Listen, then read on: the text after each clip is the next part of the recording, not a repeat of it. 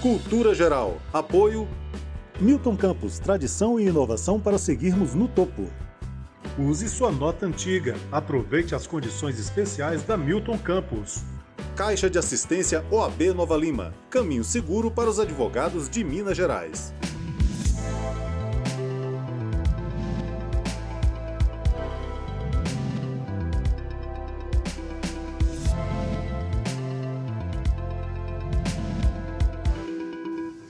Olá, sejam todos muito bem-vindos ao Cultura Geral. É sempre um prazer fazer o Cultura Geral aqui na TV Banqueta e na Rádio Cultura de Curitiba. A Rede Banqueta hoje que está em toda a região metropolitana. Sejam todos muito bem-vindos, de verdade, de coração. E também para toda a região metropolitana de Curitiba, né? Nas ondas do rádio, da Rádio Cultura.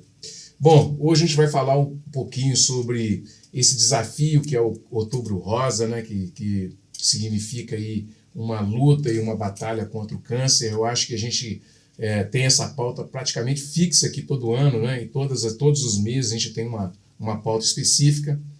E eu acho que a gente precisa sempre discutir, conversar, debater, entender e principalmente esclarecer as pessoas, porque ainda há esse mito, né? Esse medo, esse receio de assumir tudo isso, entender e buscar a prevenção. Então, esse é o papel nosso aqui da TV Banqueta, da Rádio Cultura de Curitiba, e também de toda a sociedade, né? Então, a gente tem esse papel, Cultura Geral tem esse papel e esse condão desde a sua gênese lá no rádio, né? De trazer essas informações e trazer pessoas aqui para contribuir com essas pautas, que são super importantes. E hoje a gente está recebendo a Daniela Zucco, que tem uma jornada, né? tem um ensinamento para nos passar a respeito desse momento tão...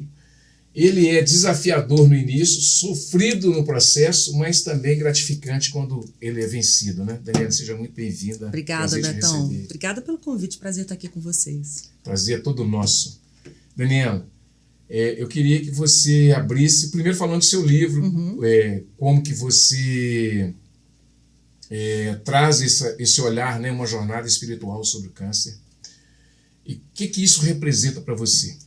Bom, para responder, Betão, eu vou voltar um pouquinho no tempo, né, no momento que eu recebo o diagnóstico, né, em 2016, aos 42 anos de idade, eu trabalhava numa TV, na Rede Minas, como apresentadora de TV, uma filha pequena, no olho do furacão, né? Aquele momento que a gente se acha invencível, né? Que você está no meio do jogo, e está no meio do jogo para ganhar, no auge da produtividade, né? Eu tinha meus exames em dia, não havia histórico familiar de câncer, então, para mim, era uma coisa... Um diagnóstico de câncer era, assim, absolutamente impensável, né? Na minha vida. E eu costumo dizer que, na verdade, hoje, repensando, né?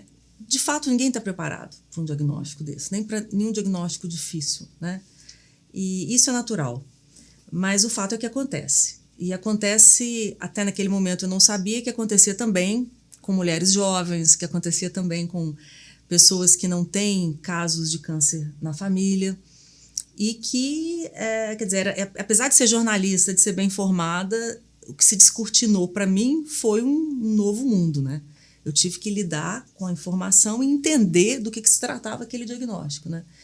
Então, quando... é sempre um diagnóstico que te deixa um pouco num estado de choque, né? Eu chamo de bolada nas costas.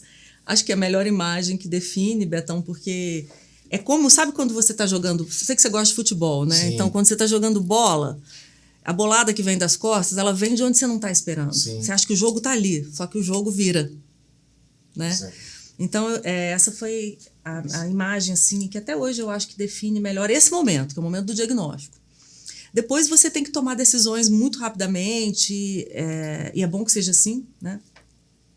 E aí você começa a entrar num outro nível, que é o que eu chamo, que é o estágio da aceitação.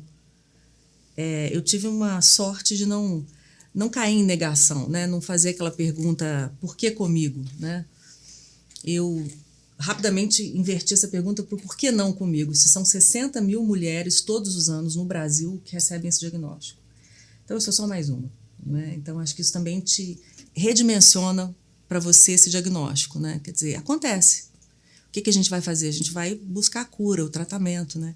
Então, foram etapas que eu fui vencendo até chegar nesse momento aqui diante de você, anos depois, né? Uhum. E poder falar disso de uma maneira que me alegra muito, que não só é de alguém que teve a sorte de ter equipes médicas competentes, de ter acesso a tratamento, a diagnóstico, a todas as etapas, né, desse processo, mas como alguém que sobreviveu, né, que reencontrou um caminho de saúde e que se transformou numa espécie de porta-voz dessa causa. Então, é nesse sentido que me dá muita alegria poder ajudar com o meu livro, com o documentário, outras mulheres, outras pessoas que estão ao lado dessas mulheres que enfrentam esse diagnóstico, porque a família é muito importante nesse momento e adoece junto, de outra forma, né? A encarar com mais leveza, sem minimizar o impacto disso na vida das pessoas, porque tem um impacto forte, claro, né? E onde entra a jornada espiritual? Que eu acho que é uma conversa assim, importante, porque é quando a gente... É quando nós nos sentimos fragilizados, né? E Exatamente. aí você vai buscar dentro... A gente busca dentro da gente, assim, aquela... Onde é que eu vou buscar força, né? Uhum. Como é que eu vou encontrar um alicerce para isso? Para além de família, para além de tudo, mas na hora que você está sozinha, você consigo mesmo. E a jornada espiritual tem a ver com isso? Totalmente. Porque é um momento, né? É um momento, como você bem definiu, Betão, é um momento assim que você se volta para dentro, né? Em busca da sua cura, em busca de um entendimento mais profundo do que seja a doença, né? Porque isso é uma coisa que eu digo no livro, né? O contrário da doença não é a saúde, né? É um caminho de cura que muitas vezes é individual, né? E onde essa aceitação de novo desempenha um papel fundamental. Jornada espiritual, para mim, e é interessante porque foi na segunda edição do livro, pela Dark Side, que o livro ganha esse subtítulo, digamos assim, né? Arro, Amanhã, Hoje é Ontem, uma jornada espiritual contra o câncer. Na primeira edição, isso ainda não estava claro para mim, mas foi uma grande sacada da editora, porque o livro é muito espiritual. Uhum. Em que sentido? Na medida em que ele fala de uma busca pela cura, que passa pela cura do espírito.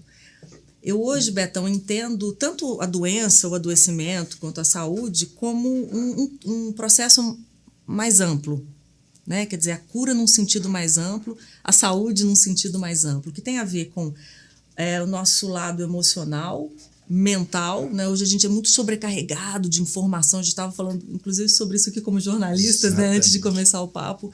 É impressionante, né? E nós somos de uma geração que viu isso começar e explodir, né? Então, acho que hoje todo mundo, até quem não como nós, viveu outros tempos de informação mais linear, né? Onde nem todo mundo estava o tempo inteiro em rede social escrevendo, consumindo informação, né? O caminho era mais longo, né? Até ela. Eu acho que as pessoas estão bombardeadas. Então, acho que mentalmente estamos todos um pouco doentes, de alguma forma, em maior ou menor medida. Acho que emocionalmente, a saúde emocional é algo fundamental quando você encara um diagnóstico e um tratamento, porque você vai ter altos e baixos ao longo do tratamento. Você vai ter, eu sempre digo isso nas palestras, sabe? Tudo bem e não tá tudo bem. Tem dias que você acorda, você tem que submeter a um tratamento agressivo, tem dias que você não tá legal. Física, emocional, espiritualmente. E tem dias que você vai acordar super animado, super disposto, não, vamos lá, em busca dessa cura e tal. Então, eu acho que é um todo. E a jornada espiritual, para mim, ela começa no meio dessa travessia, no momento em que você começa a mergulhar para dentro, né? Onde você começa a se fazer perguntas que eu acho que não são apenas de quem enfrenta um diagnóstico de câncer, mas eu acho que todo mundo que enfrenta, que tem esse confronto com a morte, sobretudo no momento inesperado da vida, não quando você está ali no finalzinho da vida, já esperando pela morte, como diria o Raul Seixas, né? Você pode despertar subitamente. O que eu chamo de despertar é também um despertar espiritual, é no sentido de o que eu estou fazendo aqui, cara? Qual é o meu propósito de vida? Eu estou aqui correndo de um lado para o outro, eu tenho filhos ou não tenho, eu tenho companheiro, uma companheira ou não tenho, tenho emprego que eu gosto ou não. Tá, mas e aí? Será que vai dar tempo daquele sonho? Será que vai dar tempo de melhorar como ser humano? Será que vai dar tempo de ver meus filhos crescendo? Será que vai... Então, esse tipo de pergunta te joga num lugar que é um lugar espiritual. É uma conversa com você mesmo, muito profunda, e onde não dá mais para adiar essas questões existenciais, que são de todos nós, né? Então, eu acho que eu sempre fui uma pessoa de fé. Eu nunca fui uma pessoa extremamente religiosa, mas eu sempre fui uma pessoa de uma fé inabalável, que foi uma coisa que se reforçou muito nesse período do tratamento, porque eu tinha, de fato, uma fé na vida, uma fé espiritual, e eu comecei a praticar meditação, eu comecei a fazer psicanálise, eu comecei a fazer caminhadas regularmente. Então, é uma rede de apoio que você vai criando, que envolve o aspecto emocional, espiritual e físico. Não é só cuidar do câncer. É cuidar desse corpo que está sendo bombardeado por um tratamento extremamente agressivo, é cuidar desse emocional que está fragilizado, né? Porque você está ali em confronto com um monte de coisa. Muitas vezes, como eu tive que me afastar do trabalho, tive que me afastar de uma vida que era minha. É bem assim, você vai ao médico porque o câncer é uma doença silenciosa. Então, você descobre que tem, e você descobre, como foi o meu caso, não é sempre assim, né? Há casos e casos, mas você às vezes descobre que você tem que parar com sua vida e se dedicar àquele tratamento. Isso vai mexer com tudo na sua vida. Então, assim, eu tenho acompanhado muitas pessoas nesse diagnóstico que têm uma relação mais racional, meramente racional, com esse diagnóstico. O meu caminho foi outro. O meu caminho foi um caminho mais holístico, né? Que absorveu assim várias buscas nessa mesma estrada. Então, eu acho que eu saí dessa história, desse tratamento, com uma fé na vida extremamente fortalecida, com as minhas prioridades completamente modificadas, com os meus valores, alguns consolidados e outros absolutamente descartados. Tem um capítulo no livro que eu falo disso, né? Eu falo que tem coisas que perdem importância. Simples assim, subitamente. Tem coisas que absolutamente deixam de ser importantes. No momento que você encara um diagnóstico desse ou qualquer situação limite na vida, né? Você teve medo da morte? Claro. Ainda tenho. Ainda tenho. Por que a morte te incomoda tanto? Ela não me incomoda. Eu acho que eu entendi realmente que ela é o outro lado da moeda da vida. Elas caminham lado a lado.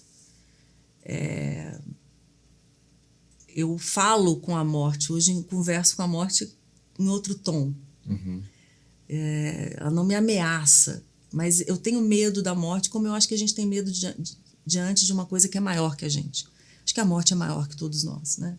Então, é com respeito, com reverência, que eu lido com essa ideia, mas também entendendo que ela vai me encontrar. E eu espero que ela me encontre em paz. A psicanálise tem te ajudado nisso? Muito, muito. Como que esse processo da alteridade, o processo da situação originária, quando a gente entende que a gente tem uma origem, que a gente tem não origem de ser humano, né? Eu sou humano e tal, etc. Hominídeo, essas coisas todas, mas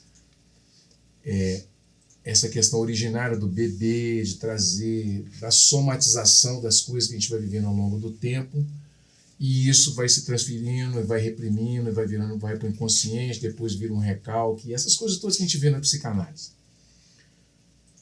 Como que isso, a psicanálise, primeiro, como que ela te ajuda, e em segundo ponto, como é que você descobriu que essas coisas sentimentais, se foi isso também, somatizou na potencialização do desenvolvimento desse câncer?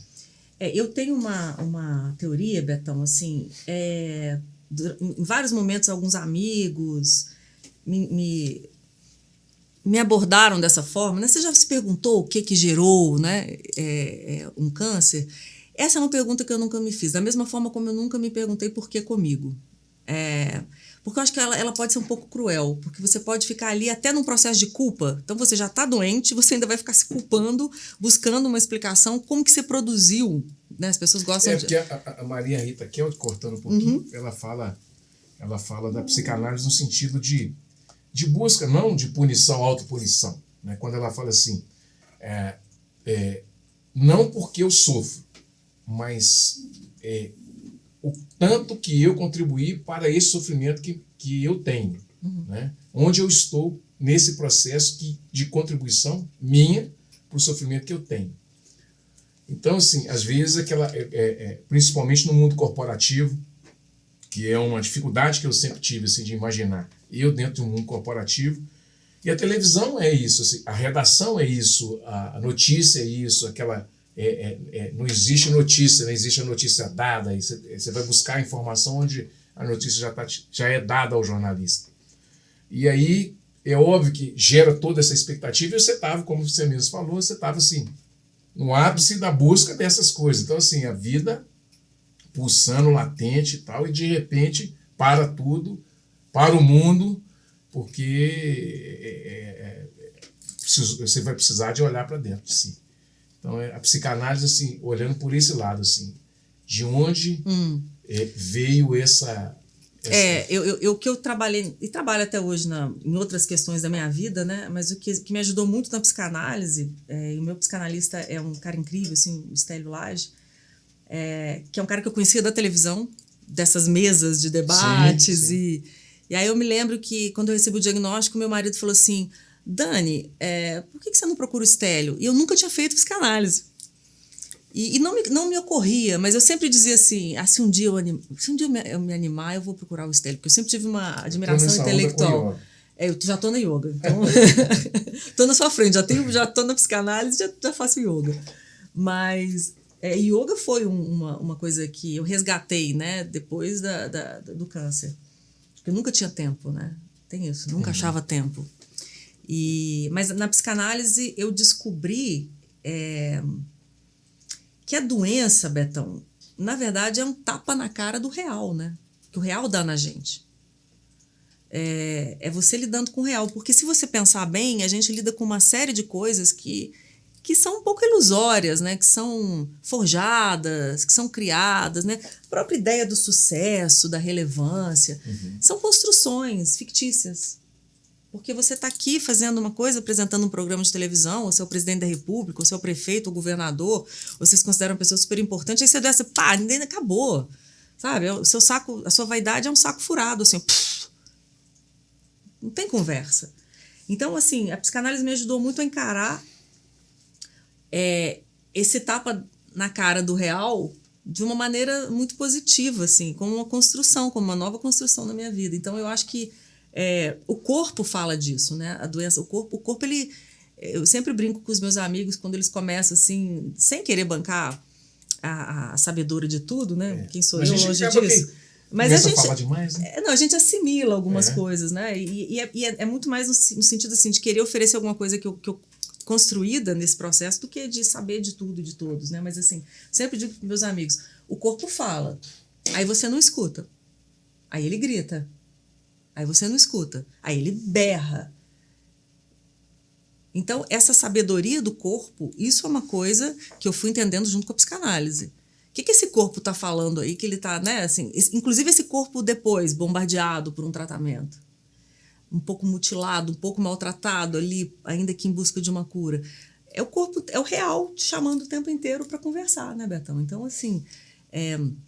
eu recomendo fortemente para todas as pessoas que eu conheço que encaram isso, falo, procure ajuda, ninguém tem que encarar nem um diagnóstico de câncer, nem nenhuma um grave problema ou adoecimento ou que seja, sozinhos, assim. Essa ideia também é fictícia, né? A gente precisa de ajuda. Plasmática isso, né? Total. Foi um desafio, óbvio que foi, né? São perguntas idiota, mas... qual é o tamanho desse desafio? Essa é a pergunta certa. É o maior que você pode encarar. Assim, no momento em que você recebe esse diagnóstico, nada é maior que isso. Assim. Então, ele é maior do que você imagina que pode. suportar ou encarar naquele momento, mas ele vai ganhando à medida da sua força também, né? Então, eu acho que é um desafio enorme, mas como todo desafio, né, Betão? Ele carrega em si a oportunidade do crescimento. E eu acho que eu fiz a minha limonada. Tem muito daquela frase de Chico que fala que ninguém pode mudar aquilo que já viveu, mas pode construir um novo fim. Tá por aí? Tá por aí. E tem a ver com aquela máxima oriental, né, de que você não pode escolher o que te acontece, mas que você pode escolher como você reage ao que te acontece. É um clichê, mas é absolutamente verdade, porque se você ficar se debatendo com essa ideia de que aquilo que te aconteceu não deveria ter te acontecido, e vamos combinar que tem um monte de coisa que acontece na vida de todo mundo que não deveria ter acontecido, né? Ninguém merece um diagnóstico de câncer, ninguém merece que aconteça nada ruim. Um acidente, ninguém merece. Não se trata de merecimento, né? Então, quando você entende que aquilo que te aconteceu não deveria ter acontecido, mas aconteceu, nem com você, nem com ninguém, mas aconteceu, e você começa a tentar atuar sobre aquilo da melhor maneira que você consegue, que também ninguém precisa ser super-homem nem super-mulher, né? Buscando ajuda, mas sem cair no vitimismo. Acho que o vitimismo é a grande cilada, sabe? Não só diante de um câncer, mas de qualquer pequena ou grande tragédia na vida. Muito bem. Muito bem. Deixa eu fazer o primeiro intervalo nesse papo super bacana aqui. 1 minutinho só, nós estaremos de volta aqui na TV Banqueta e também na Rádio Cultura de Curitiba. Não sai daí. Espere aí. O papo está muito bom. 1 minutinho só.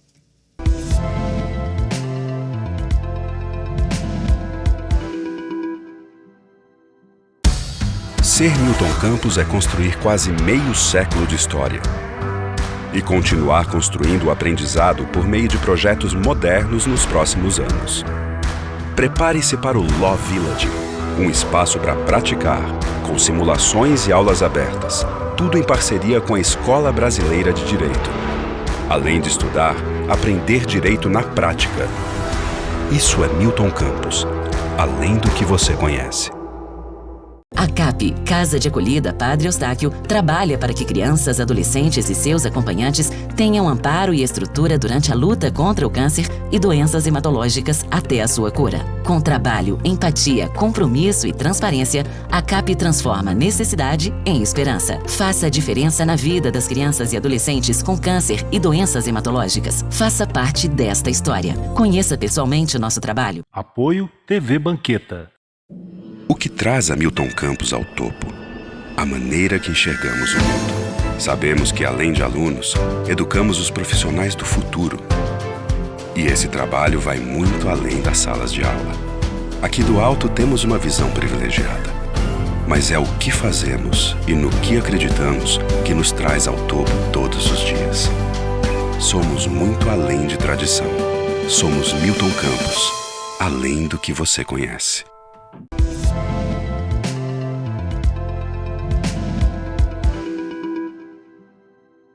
Bom, de volta com Cultura Geral aqui na TV Banqueta e na Rádio Cultura de Curitiba. A gente está voltando com Cultura Geral, né?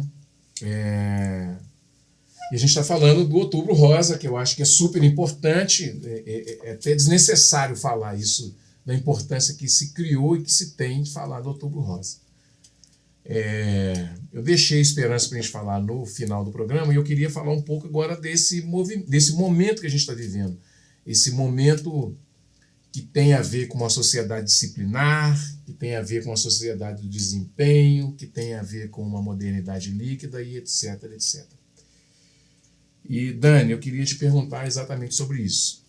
Porque, por exemplo, nós tínhamos, para não ficar uma conversa muito técnica também, muito cansativa, a gente estava falando de psicanálise atrás, a gente falar de Foucault, eu acho que é importante, porque a gente sai de uma sociedade disciplinar, né, em que o Estado toma conta dos corpos, né, que vai falar que horas você tem que acordar, que horas que você vai tomar café, que horas que você vai sair para almoçar, que horas que você vai largar o trabalho, que horas que você vai buscar o menino na escola, o que você tem que estudar, a forma que você tem que estudar, e etc, etc. Inclusive, regulamenta até o sistema prisional, né, que a gente vê hoje. Então, Foucault tem muito disso. Bem, vem o Byung-Chul Han e traz um novo entendimento, que é a sociedade do desempenho. Do né? cansaço. A sociedade do cansaço. Né? Ou você não tem hora para mais nada, e aí você desregulamenta ali a sociedade disciplinar e passa para uma sociedade de desempenho, e nesse meio tempo e nessa confusão toda está Bauman, que fala dessa modernidade líquida. E aí a gente tem todo esse contexto de vida acontecendo. As pessoas, às vezes, entendendo que ela precisa, se ela trabalhou 10 horas por dia, tá pouco, trabalha mais. Se você quiser ficar rico, você tem que trabalhar 24, deixa de dormir. Essas coisas vão somatizando. Então você sai de uma sociedade que tinha uma certa regulação, que te dava uma qualidade de vida, por pior que seja, e entra com uma sociedade do cansaço, uma sociedade de desempenho, se nós podemos chamar assim. Onde também. todo mundo é empreendedor de si mesmo, que cansa pra caramba, diga-se de passagem. Exatamente. Né? E dentro dessa sociedade do desempenho, você é só mais uma mola propulsora de um mundo capitalista que, obviamente, que nesses últimos 200 anos a humanidade tem uma evolução muito grande através do capitalismo, mas que também é escravocrata, ele propõe um modelo de vida. Tem suas mazelas. Tem né? as suas mazelas. E isso tudo está envolvido nesse contexto. Então, quando a pessoa se dá conta, e aí nós vamos ter que usar, né, quando você se dá conta, já é 6 horas da manhã, daqui a pouco é meia-noite, passou uma semana, daqui a pouco é meio de ano, daqui a pouco é Natal, e acabou o ano, e você vai vivendo assim, a torto e a direito. É isso aí. Então, como é que você, depois dessa formulação gigante, como é que você vê assim, esse conceito todo de vida moderna nessa confusão toda que a gente está vivendo? E, obviamente, que tem que trazer isso para que as pessoas também entendam que, às vezes, as pessoas podem se culpar, as pessoas podem pensar em outras coisas, mas nada disso. Isso é um modelo de sociedade que a gente está vivendo, em que as grandes corporações sabem mais da sua vida do que você mesmo, como Google, Amazon, Instagram e etc. Como é que você pensa tudo isso assim? Como é que você vê tudo isso assim a partir desse momento que você viveu?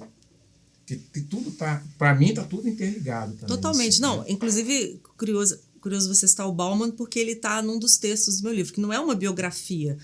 Esse livro é o diário de bordo de 1 ano e meio de tratamento, onde eu anotava ali as minhas reflexões sobre a vida, né? Basicamente sobre a vida. Não é um livro sobre o câncer, é um livro sobre a vida, sobre esse momento em que você, a partir do confronto com a possibilidade da morte muito preemente, você se questiona sobre a vida. Então, tudo isso que você falou passou pela minha cabeça, né? Quer dizer, eu era uma pessoa que até então, quer dizer, não vou dizer que eu era, porque o workaholic sempre é.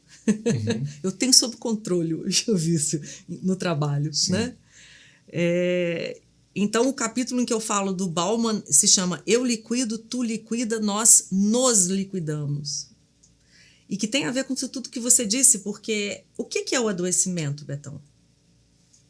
É você parar a máquina produtiva.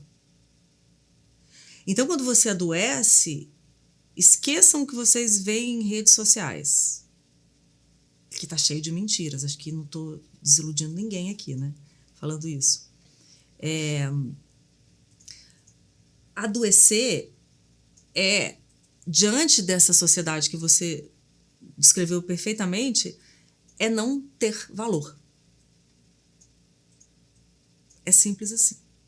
Eu podia falar um monte de coisas, mas é simples assim. Você se sente descartado.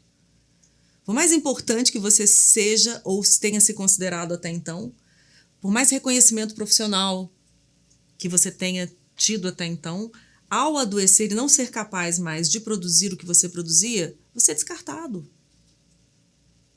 Você não tem valor, né? Necessariamente mais. Você não é mais produtivo. Poxa, ficar 1 ano e meio em tratamento e eu me sinto absolutamente, acho que foi a melhor coisa que eu produzi na vida.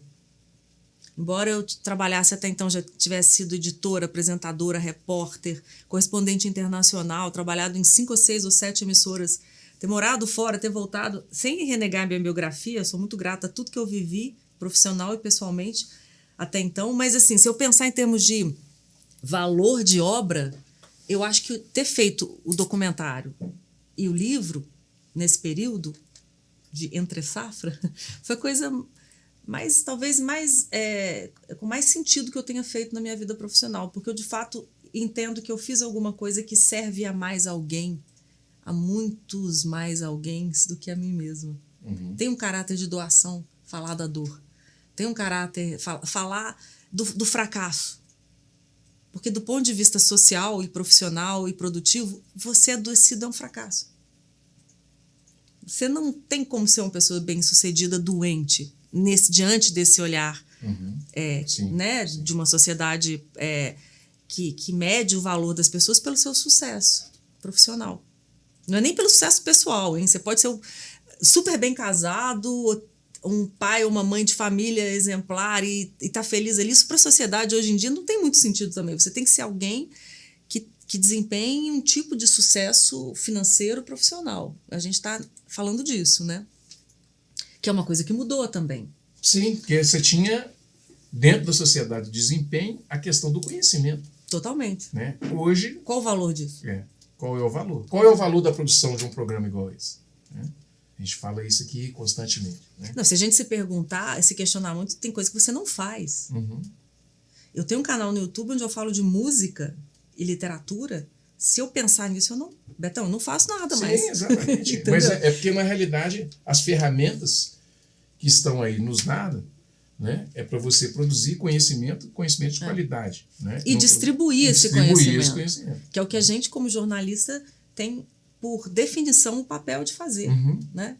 Então, assim, nesse sentido, faz todo sentido pensar no Bauman, pensar no nosso amigo coreano, pensar no Foucault. Eu sempre... É o Byung-Chul Han. Byung-Chul Han, eu nunca sei pronunciar o nome dele. Eu já li o Sociedade do Cansaço, acho um livraço.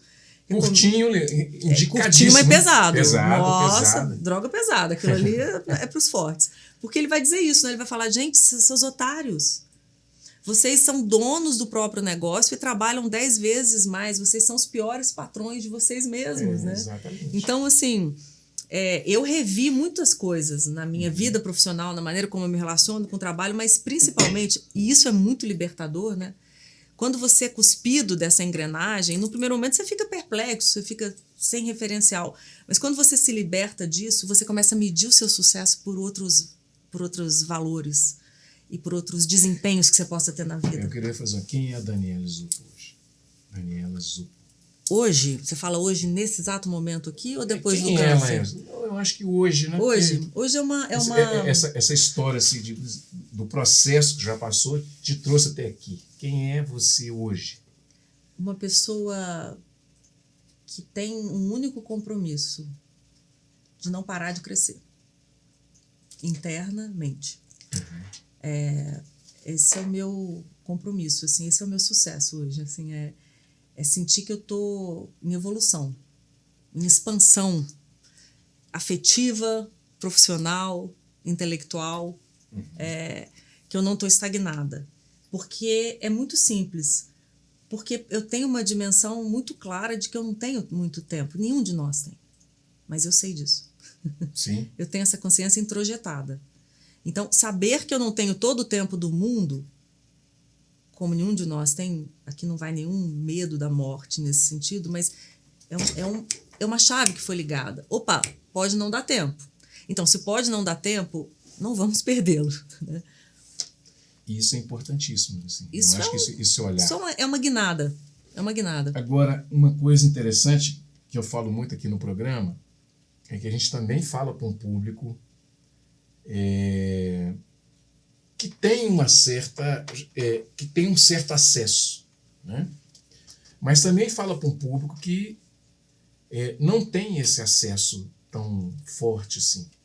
E são pessoas mais simples, pessoas que, às vezes, dependem completamente do Estado, do SUS e do Estado para poder tratar, que não tem uma rede de proteção, que quando está doente, o parceiro abandona, que mora na periferia, porque é também uma empregada doméstica, que às vezes, uma pessoa que não tem dinheiro para o ônibus para fazer o tratamento.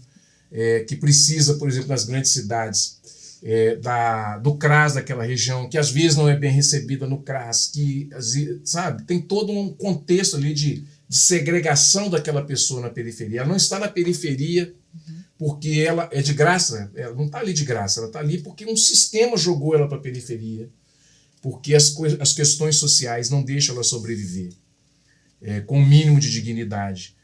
E ela, às vezes, é mãe, e é mãe, pai, ela, às vezes, é o arrimo da família. É o arrimo da família. E tem as questões raciais, tem outras questões de ser mulher, tem tantas outras questões que estão envolvidas nisso. Como é que a gente pode falar para essas pessoas também, assim? Porque eu acho que isso é importante, assim, sair desse lugar também, que é um lugar privilegiado, vamos dizer assim. É uma palavra que eu não gosto de ficar usando, mas é uma realidade em muitas coisas. Que é um lugar privilegiado em que a gente tem uma assistência maior, né? Como que a gente pode trazer um pouco mais de amor e carinho para essas pessoas que estão passando por isso, que estão nessa situação, por exemplo, e às vezes tem esse medo. Nova Lima tem aqui a Casa Rosal, que é uma instituição que cuida e ajuda a cuidar. E essas instituições são importantíssimas, né? Como rede de apoio. Né? Como rede de apoio, porque às vezes ali faz peruca, faz... tem um lanche. Tem um lanche, tem um transporte que leva, né? Para fazer o tratamento. Então, assim, que palavra ou que sentimento que você pode passar para essas pessoas, assim, que para além do câncer ainda tem as outras dificuldades ali. Apanha, existe violências ainda com essas pessoas. A pior violência é o abandono, assim, se a gente pode classificar qualquer tipo de violência. Por isso que o Outubro Rosa é tão importante. Porque, e eu sempre digo isso com as empresas com as quais eu trabalho e me contratam para palestra, eu sempre digo, esquece o lacinho rosa, ele é muito bonitinho, mas ele é uma imagem forte, porque existe uma associação, mas o poder público, o mundo corporativo, as pessoas precisam trabalhar com ações, né, de enfrentamento. Então, eu acho que o câncer é um diagnóstico duro para qualquer mulher, de qualquer classe social, de qualquer idade, mas é lógico que, e por isso eu disse anteriormente que eu me considero afortunada, para não usar a palavra que você não gosta, eu também não, por ter tido, inclusive dentro do sistema social a que eu pertenço, bons médicos. Nem sempre você tem um plano de saúde e tem um médico bom, né? Então... ainda tem essa sorte, né? Embora a oncologia seja uma área muito especial da medicina, eu sempre digo que eu acho que o médico que só quer ganhar dinheiro, ele não vira oncologista, porque é um território sofrido, né? Denso. Denso. Então, acho que tem uma turma muito, muito legal, muito vocacionada. Mas eu acho que cabe ao poder público e às empresas cuidar dessas mulheres, né? Eu acho que o Outubro Rosa ele nos lembra, cadê a mamografia? Né? Cadê a mamografia para as mulheres acima de 40 anos? Porque o que a rede pública está dando hoje são acima dos 50, sendo que o câncer é uma doença cada vez mais, que acomete cada vez mais mulheres mais jovens. Mas existe um dado que é da Organização Mundial de Saúde, ok. Mas você pode, no Outubro Rosa, criar campanhas, por exemplo, onde você agregue essas mulheres 40 mais, né? As empresas podem criar ações para oferecer isso para suas funcionárias, né? Eu acho que o Outubro Rosa ele precisa de ações práticas nesse sentido que você se referiu, para acolher essas mulheres de classes sociais, né? Com menos recursos, com menos acesso, porque o que acontece? Isso é muito importante dizer, Betão, sei que você sabe, mas nem todo mundo que está nos vendo e nos ouvindo sabe. O câncer de mama, estou falando do câncer de mama, porque o câncer são vários, né? Ele tem chances de cura absurdamente altas hoje em dia, ao contrário do que se pensa. Não é uma sentença de morte. A gente está falando de acima de 90% de cura. Uns já falam em 95%, 96%. Então é muito alto. Mas desde que você esteja diante de um diagnóstico precoce. E aí que entra o gargalo, né? As mulheres precisam fazer seus exames periódicos, precisam detectar o câncer num estágio inicial. E aí a gente está falando de chances de quase 100% de cura. Mas quando a mulher não faz o exame, quando ela descobre tardiamente, aí a gente está com essas chances reduzidas. Então, nesse sentido, o Outubro Rosa, de novo, é importante porque é o momento em que o poder público, que as empresas olham para isso, até porque se sentem e são responsáveis socialmente por essas mulheres, sobretudo num país como o Brasil. Então, não é uma campanha só. Existem pesquisas que comprovam que após os Outubros Rosas, muitas mulheres procuram a rede de saúde pública para fazer seus exames. Então, existe algo que já está no ar. E se as mulheres que nos veem, e todos vocês que nos veem, que conhecem mulheres que talvez não tenham acesso a esse tipo de conteúdo, por uma série de fatores, né, é importante que não se tenha medo de fazer o exame preventivo, que não é nem preventivo, é o exame detecção precoce do câncer, né, o termo técnico, através dos exames, né, mamografia, ultrassonografia e outros cânceres, né, útero, colo de útero, etc. Porque não fazer exame não te protege do câncer. Tem gente que acha, né, eu não quero saber. Saiba, trate-se e cure-se. Muito bem, deixa eu fazer mais um intervalo. Aqui na TV Banqueta, na Rádio Cultura de Curitiba. Um minutinho só, nós estaremos de volta com a parte final, falando um pouquinho de esperança, né? Que eu acho que é muito importante. Eu acho que é o mais importante desse processo todo, né?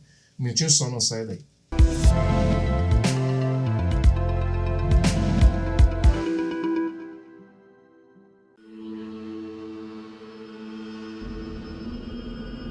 Do que é construída a Milton Campos?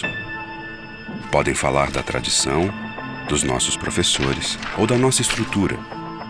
Não estão errados. Mas uma coisa une todos esses motivos que nos dão orgulho de ser Milton Campos: a maneira que enxergamos o mundo. Além de alunos, educamos os profissionais do futuro. Por isso, além de ensinar, desenvolvemos em conjunto. E esse é um trabalho que vai muito além das salas de aula. Para isso, temos ao nosso lado parcerias além do comum para colocar tudo isso em prática. Afinal, do alto temos uma visão privilegiada, mas precisamos caminhar até o topo todos os dias. Somos muito além de tradição. Somos Milton Campos, além do que você conhece. A CAP, Casa de Acolhida Padre Eustáquio, trabalha para que crianças, adolescentes e seus acompanhantes tenham amparo e estrutura durante a luta contra o câncer e doenças hematológicas até a sua cura. Com trabalho, empatia, compromisso e transparência, a CAP transforma necessidade em esperança. Faça a diferença na vida das crianças e adolescentes com câncer e doenças hematológicas. Faça parte desta história. Conheça pessoalmente o nosso trabalho. Apoio TV Banqueta. Ser Milton Campos é construir quase meio século de história e continuar construindo o aprendizado por meio de projetos modernos nos próximos anos. Prepare-se para o Law Village, um espaço para praticar, com simulações e aulas abertas, tudo em parceria com a Escola Brasileira de Direito. Além de estudar, aprender direito na prática. Isso é Milton Campos, além do que você conhece.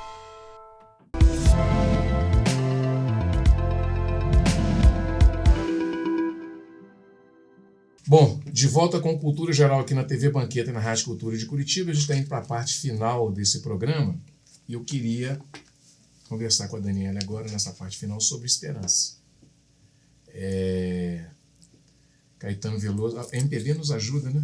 Demais da conta. Não tenho medo da morte, e assim sucessivamente. Mas tem medo do escuro, tem medo de outras coisas. Pois assim, o que a gente pode trazer de luz para essa escuridão, assim, quando a pessoa é diagnosticada, assim, de esperança, de perspectiva, assim, descobrindo antes, encarando isso não com naturalidade só, mas também assim, com perseverança. Olha, eu acho que a esperança é uma ótima companheira, né, nessa jornada. Eu acho que ela precisa ser cultivada, né? Ela normalmente, por mais otimista que as pessoas possam ser, eu acho que ela precisa ser cultivada e E eu acho que, como eu disse anteriormente, faz parte da esperança, às vezes, a desesperança. Isso é muito importante as pessoas entenderem, porque não é porque você está num dia ruim, numa semana ruim, que você perdeu as esperanças. É uma certa generosidade consigo mesmo quando a esperança está um pouco adormecida.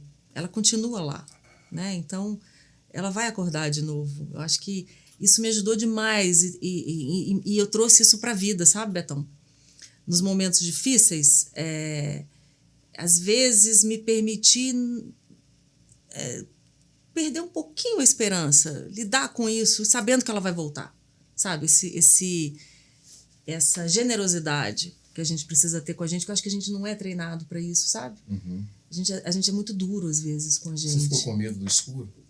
Eu sempre tive, desde criança. Era um medo recorrente. Perdi o medo do escuro. E eu acho que assim, a minha mensagem é de esperança, não só porque eu estou viva, anos depois, não só porque, apesar de um diagnóstico difícil, eu sobrevivi, mas porque eu acho que qualquer desafio, para usar a sua palavra, né, qualquer dificuldade, qualquer problema que se apresente na vida da gente, ele testa as nossas forças. E você só vai descobrir essa força interior uma vez que ela for testada. Então, eu acho que quando você descobre essa força interior, você também acessa essa esperança, você também acredita, você também tem fé, você também vai adiante, você também busca a sua cura. Então, se alguém que esteja aqui nos vendo ou nos ouvindo estiver diante desse diagnóstico, a primeira coisa que eu tenho para dizer, eu estou aqui. Acho que essa presença fala mais do que 1000 palavras, então se eu estou aqui, você também pode estar, assim como muitas outras pessoas estão, né?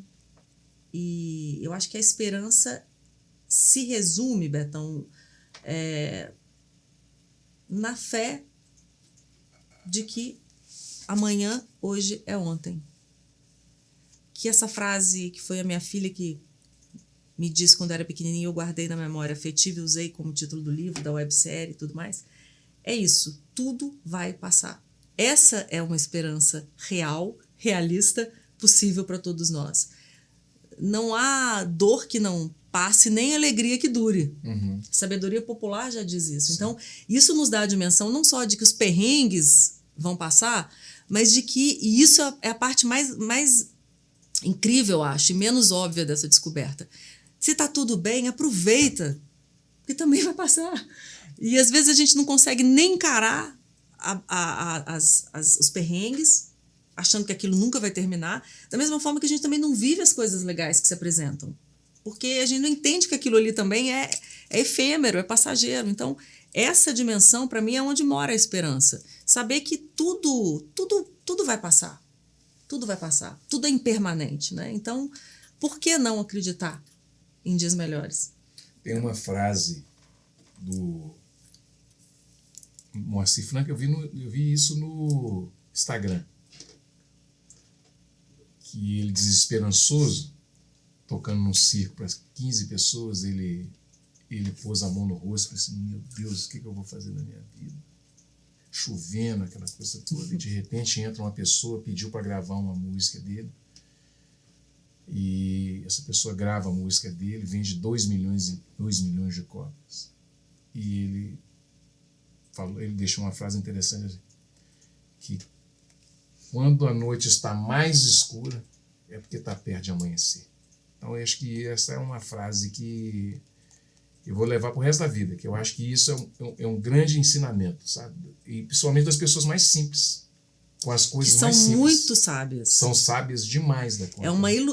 Eu acho que é um grande preconceito achar que às vezes as pessoas simples, por terem muita fé, sim, por terem uma sabedoria muito conectada à vida real, à experiência de vida e não só teórica como nós, né? Uhum. A gente adora uma leitura, e é legal, a gente tá forjado nisso aí.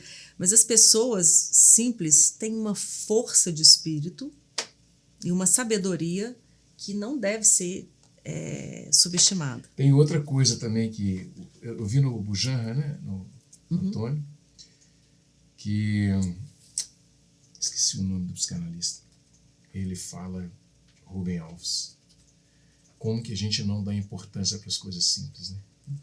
um banho, aquele chuveiro quentinho, aquela água caindo. É preciso dar valor a essas coisas, as coisas simples. Se você me permite, Fique à o vontade. último capítulo se chama... Você me deu a deixa. Minha lista das pequenas grandes coisas da vida para não mais deixar de viver. Respirar. Mergulhar na água fria depois de uma caminhada. Cozinhar e comer com calma. Viajar para lugares que lhe trazem boas lembranças, mas sobretudo para aqueles que lhe inspirem novos ares e movimentos em sua vida. Uma tarde à toa com pessoas queridas, sem estar no meio de 2 compromissos. O sabor de um bom vinho harmonizado com amor ou amizade. Não guardar o que você sente e dizê-lo, se possível, sempre com palavras amenas. Deixar ecoar em você a risada de um filho ou de uma criança. Cheiro de vento e terra molhada, antes e depois da chuva. O prazer de ouvir uma bela canção pela primeira vez. A chance de ser gentil com alguém. Pensar que se não há um problema exatamente nesse momento, não há problema nenhum. O que há são especulações de um futuro que não existe ou dores que já ficaram para trás. Acordar e seu primeiro pensamento ser de que esse será um bom dia e agradecer pela vida. Bom, gente, com esse título, vamos dizer assim, com esse final de livro, a gente encerra a Cultura Geral. Dani, muito obrigado. Obrigada, querido. Foi prazer, ótimo, adorei a conversa. Obrigada mesmo. Boa. Obrigada. Eu te agradeço demais. Eu acho que esse é um trabalho que a gente precisa continuar fazendo ao longo do tempo, mas, sobretudo, ouvir as pessoas, que eu acho que a palavra, como diz o Christian Dunker aqui no Cultura, é que salva a humanidade. A palavra cura. Né? Então, muito obrigado mais uma vez. Eu que agradeço. Gente, chegamos ao final do programa Cultura Geral. Um beijo no coração de todos da região metropolitana de Belo Horizonte e também de Curitiba. Um beijo no coração de todos e voltaremos amanhã, se Deus quiser, com mais um programa super legal aqui na TV Banqueta, na Rádio Cultura de Curitiba. Um beijo no coração de todos e até amanhã, se Deus quiser.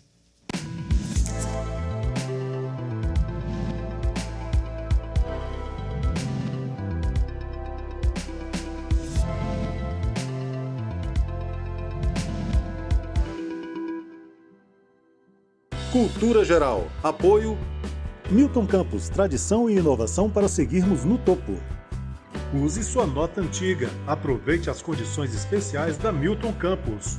Caixa de Assistência OAB Nova Lima. Caminho seguro para os advogados de Minas Gerais.